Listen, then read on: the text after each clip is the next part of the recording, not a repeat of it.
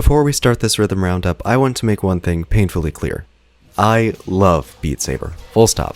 It is probably the most fun I've ever had in a video game. It's a novel concept executed flawlessly that never fails to put a stupid grin on my face.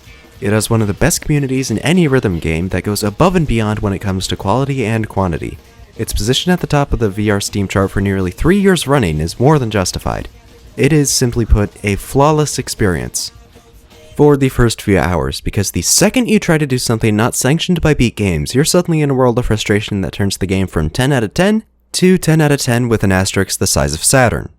Which is why I'm not going to talk about it. You can't make me. I'm going to talk about games that you should buy instead. Starting with one whose aesthetic is almost identical to the untrained eye, but that would be a grave misjudgment. Synthriders is probably the most qualified game on Steam to be compared to Beat Saber.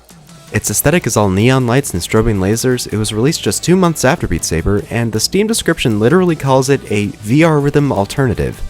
One of the featured review quotes even name drops Beat Saber. It's pretty clear the angle they're going for. And that's actually kind of disappointing, because Synthriders has plenty of its own ideas and identity, and deserves more than the title of Beat Saber Alternative. When adapting Beat Saber into an original project, Cluj Interactive... what? Cluj?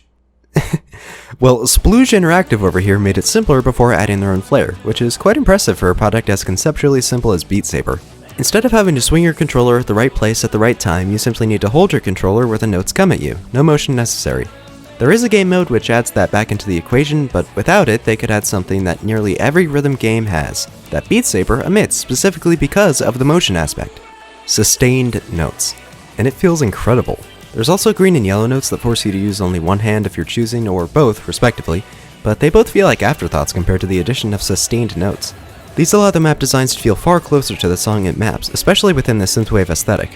Which makes Beat Saber's official beat maps all the more frustrating, because fans have already found their own way to replicate this effect in short bursts, but in the base game, pizzicato all day, every day. Feels like you're playing the drums, which would be fine if the game's aesthetic was built around it and not being abstract enough to cater to music that has more to it.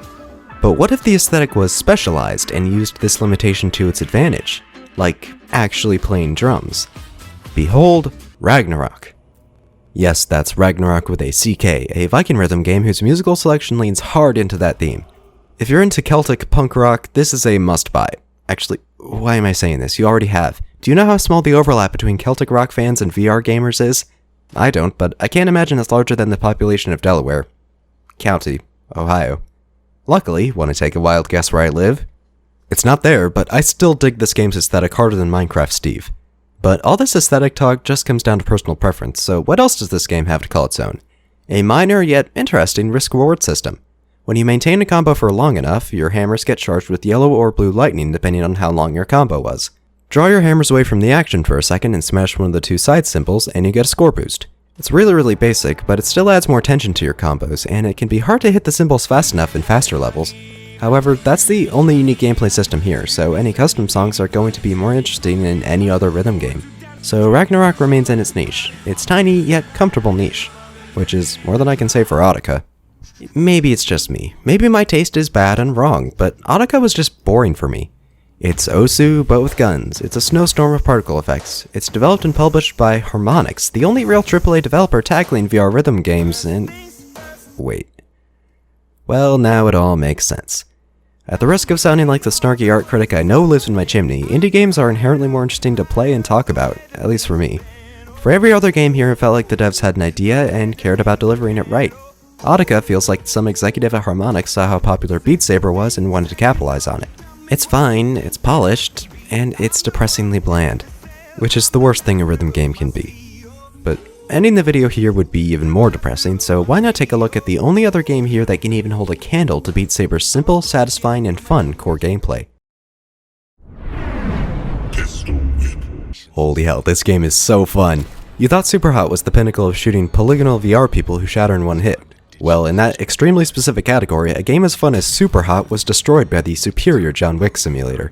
On a surface level, the core gameplay loop is strikingly similar to Audica. It's a rhythm game that involves shooting targets on the beat, but what sets Pistol Whip apart is just how loose it feels. You don't have to shoot on the beat, it's simply encouraged. You don't have to shoot at all, really. You can dodge everything if you want and get a prestigious score of 0. It's not nearly as fun, but the fact that it's there lends a sense of legitimacy to what you're doing.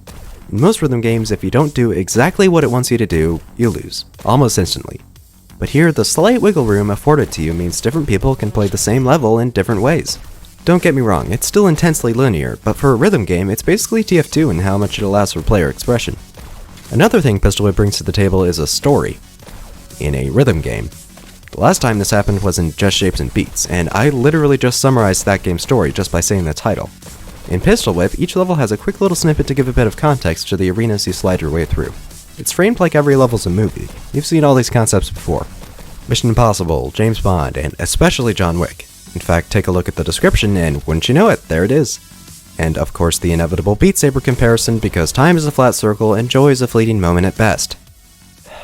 I love VR rhythm games. Even at their worst, they're still damn fun. And at their best, they're transcendent. Beat Saber set such a high standard so early in the scene that being in the same genre automatically brands your game as a Beat Saber alternative. Kinda like Pokemon in the creature collection genre. And just like Pokemon, I hate Beat Saber just as much as I love it. I love the simple gameplay just as much as I despise how monotonous it's gotten. I adore what the community's done with it just as much as I hate how poorly the higher-ups have reacted to it. I can't get enough of it, and I wish it would get out of my head. And, in a way, that dichotomy of ideas is a good sign for how we, as a community, digest media nowadays.